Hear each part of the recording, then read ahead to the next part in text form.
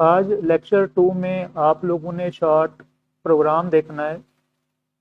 Short programme में के साथ उसकी एक्सप्लेनेशन देखेंगे और उसका प्रैक्टिकल देखेंगे।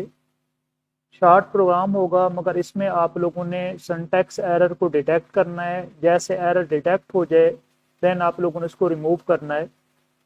इसी के साथ उसकी एक्सप्लेनेशन देखेंगे। एक्सप्लेनेशन के साथ आप उसका प्रैक्टिकल देखेंगे। जो उसमें एरर्स होंगे उसको आप लोग डिटेक्ट करेंगे और देन उसको रिमूव करेंगे। अगर इस प्रोग्राम को देखा जाए और इसमें एरर्स देखा जाए तो सबसे पहला पॉइंट है आपके पास इंक्लूड stdio.h राइट है, वाइड मेन राइट है, प्रिंट एफ हेलो, उसके बाद क्लोजिंग ब्रैकेट राइट है। इसमें आप लोगों ने एरर को क्या करना है, डिटेक्ट करना है।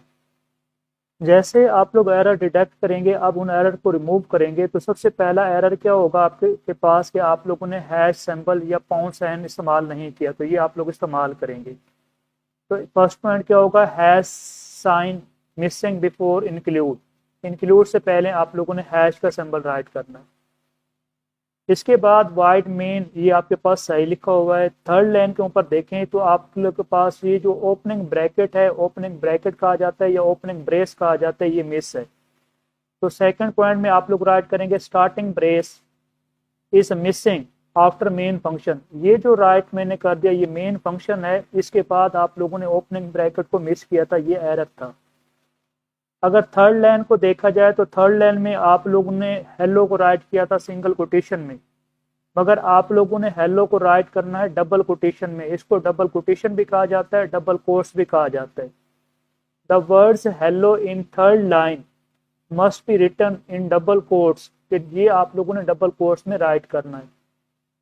और लास्ट इसमें एरर क्या होगा कि जब भी आप किसी स्टेटमेंट को एंड करते हैं तो इसके में क्या होना चाहिए, लास्ट में स्टेटमेंट टर्मिनेटर होना चाहिए।